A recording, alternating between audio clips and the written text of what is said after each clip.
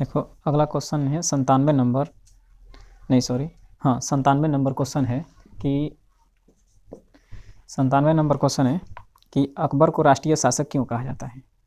ठीक है, तो देखो अकबर को राष्ट्रीय शासन कहने के पीछे क्या क्या कारण है कि अकबर को राष्ट्रीय शासक कहा जाता है। देखो अकबर जो था एक ऐसा शासक था जो शासन व्यवस्था चलाने के लिए, मतलब अपने शासन चलाता था और एक मुस्लिम शासक था। फिर भी उन्होंने हिंदू, मुस्लिम और सभी धर्मों को, किसी भी धर्म को अपने से अलग नहीं माना, है ना। सभी धर्मों को मिला करके और चलता था। और ऐसा उन्होंने कुछ ऐसे व्यवस्था किया जिससे हिंदुओं को, मुस्लिम के साथ साथ हिंदुओं को भी संरक्षण दिया। ठीक है, अच्छे तरह से उन्होंने मुस्लिम शासक होते हुए भी राजकुमारियों के साथ वैवाहिक संबंध राजपूतों के साथ वैवाहिक संबंध स्थापित किया और वो अपने साम्राज्य को एकदम सुदृढ़ बनाना चाहता, दृढ़ यानी कि मजबूती से स्थापित करना चाहता था, ताकि उसके साम्राज्य में किसी प्रकार की किसी के साथ भेदभाव न रह सके, है ना, और कोई साम्राज्य में कोई भेदभाव उत्पन्न न हो सके किसी भी व्यक्ति के साथ। ठीक है, तो इसको थोड़ा सा देखते हैं कि अकबर को राष्ट्रीय राजा क्यों कहा जाता है। तो देखो, पहला है कि अकबर जो था वो हिंदू और मुस्लिमों में एकता स्थापित करना चाहता था, पहला बात। दूसरा, वो साम्राज्य में फैले हुए विभिन्न वर्गों के बीच जो विविधता थी, जो कुरीतियाँ थी, उनको दूर करने का प्रयास किया। ठीक है, और तीसरा कारण क्या था, उन्होंने एक मुस्लिम शासक होते हुए भी राजपूतों के साथ वैवाहिक संबंध स्थापित किया। ठीक है, और समाज में राजनीतिक, धार्मिक और आर्थिक दृष्टि से सबका विकास करना सबका विकास करना चाहा और सबको संरक्षण दिया। ठीक, चौथा कारण क्या था उसका कि उन्होंने विभिन्न धर्मों के बारे में जानकारी प्राप्त करने के बाद उनको लगा कि सभी धर्मों में कुछ ना कुछ सही है और कुछ ना कुछ गलत है। इसलिए सभी धर्मों के लोगों को एक सूत्र में बांधने के लिए, मतलब एक सूत्र में बांधने के लिए, उनमें एकता स्थापित करने के लिए एक धर्म चलाया, अपना धर्म, जिसका नाम था दीन ए इलाही। ठीक है, इसमें क्या था कि ईश्वर एक है। ठीक है, इन्हीं कुछ कारणों से अकबर को राष्ट्रीय राजा कहा जाता है। ठीक है,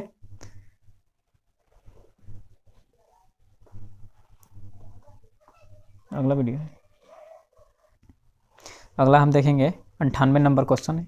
ठीक है, तो 98 नंबर क्वेश्चन है कि अकबर की मनसबदारी व्यवस्था की विवेचना कीजिए। ठीक है, तो अकबर की मनसबदारी व्यवस्था क्या देखते हैं। ठीक है, तो देखो मनसबदारी व्यवस्था कैसे उत्पन्न हुई। देखो, अकबर ने जो मनसबदारी है, एक शब्द है मनसब। ठीक है, तो मनसब क्या है, ये अरबी भाषा का शब्द है, अरबी भाषा का शब्द। ठीक है, ये जो मनसब है वो एक अरबी भाषा का शब्द है। अकबर ने जिन सैनिक या असैनिक की प्रतिष्ठा, मान सम्मान बढ़ाने के लिए जिनको मनसब दिया, क्या दिया, मनसब दिया, उन्हीं को मनसबदार कहा जाने लगा। क्या कहा जाने लगा, मनसबदार।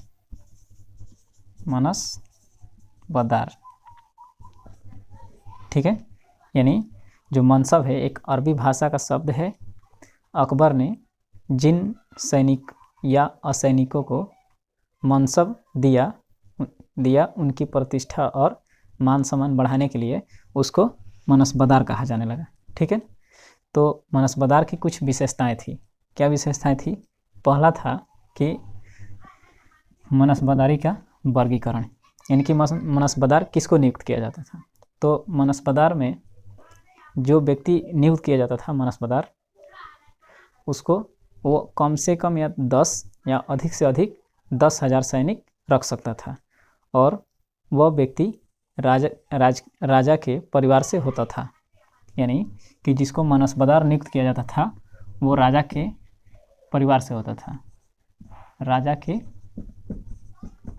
परिवार से, ठीक है। और वो कम से कम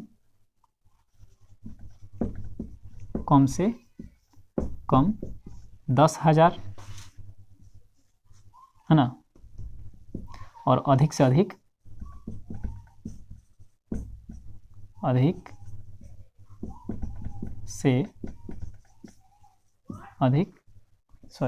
कम से कम 10 और अधिक से अधिक 10,000 सैनिक रख सकता था, ठीक है। जो मनसबदार व्यक्ति नियुक्त होता था वो राजा के परिवार से होता था, और वो कम से कम 10 और अधिक से अधिक 10,000 सैनिक रख सकता था, ठीक है। दूसरा था नियुक्ति, ठीक है। तो नियुक्ति जो था इसमें, यानी कि मनसबदार की नियुक्ति कौन करता था, तो मनसबदार की नियुक्ति करना हो या उसे पद से हटाना हो, तो ये सब राजा का कार्य था। यानी कि राजा ही किसी व्यक्ति को मनसबदार नियुक्त करता था और उसे पद से हटा भी सकता था, ठीक है। तीसरा था क्या, जात एवं सवार, ठीक है। तो जात एवं सवार क्या था, देखो,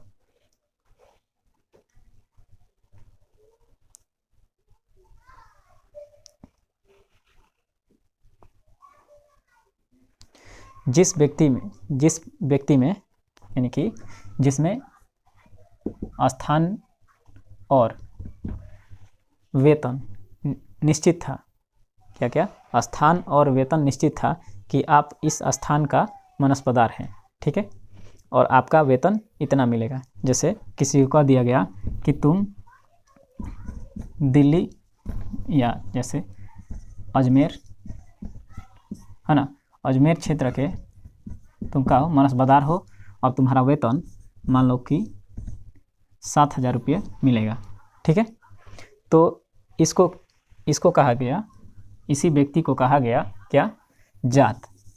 यानी कि जात वह होता था जिसका क्षेत्र निश्चित हो और उसका वेतन निश्चित हो। कि आपको क्षेत्र निश्चित का मतलब कि आप इसी क्षेत्र के अंदर आपकी मनसबदारी चलेगी, ठीक है। और वेतन निश्चित का मतलब कि आपको फिक्स है कि इतना ही रुपया मिलेगा, इससे अधिक न इससे कम, ठीक है।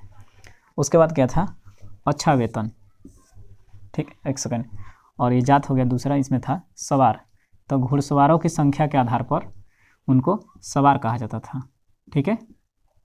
घुड़सवारों की संख्या के आधार पर सवार कहा जाता था, और अगर क्षेत्र निश्चित है और वेतन निश्चित है तो उसको जात कहा जाता था, ठीक है। अगला चौथा क्या था, अच्छा वेतन। तो अच्छा वेतन में क्या था कि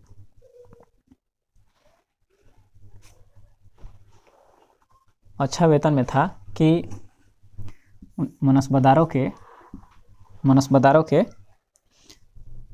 पद के आधार पर उनका वेतन दिया जाता था।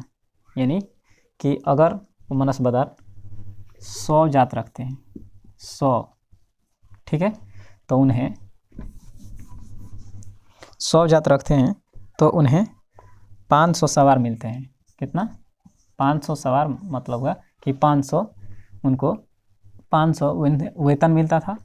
जो मनसबदार 100 जात रखते हैं उनको 500 सवार मिलता था, और जो मनसबदार 5,000 सवार रखते थे उनको 30,000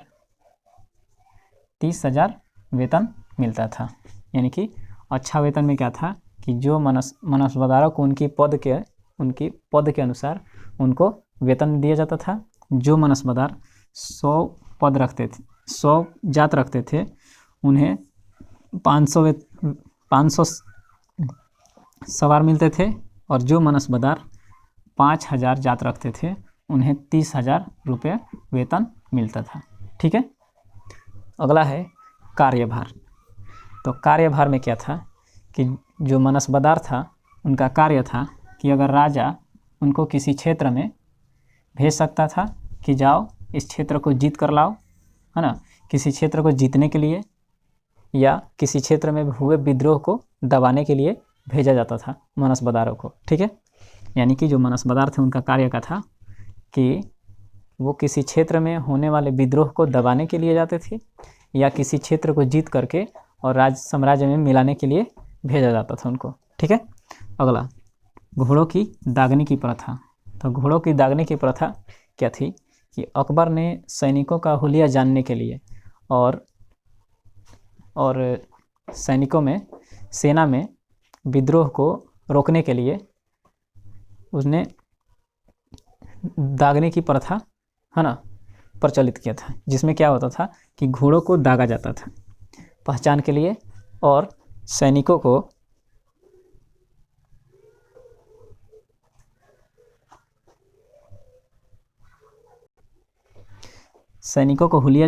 की हुलिया जानने के लिए और घोड़ों को पहचान करने के लिए उन्होंने दागने की प्रथा लागू किया, जिससे क्या किया सैनिकों में जो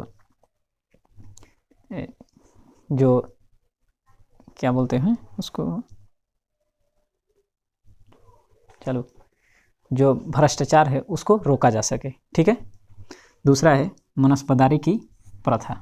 तो मनसबदारी की प्रथा क्या थी, देखो मनसबदारी की प्रथा में कि इसमें ये प्रथा थी कि जब कोई मनसबदार मरेगा, है ना, कोई मनसबदार की मृत्यु हो जाती थी तो उनकी मनसबदारी पर राजा खुद अधिकार कर लेता था।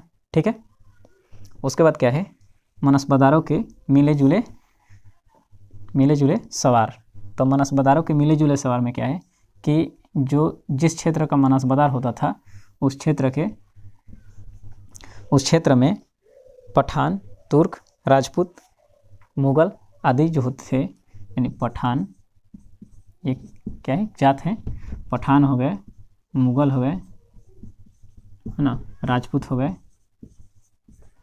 है ना, ये सब लोग इसके अंदर रहते थे, इसके अधिकार में रहते थे, ताकि अलग अलग लोगों पर, मतलब जाति के आधार पर भेदभाव न किया जा सके।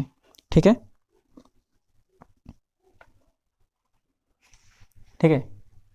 तो इसको रिपीट करके एक बार और देख लेना।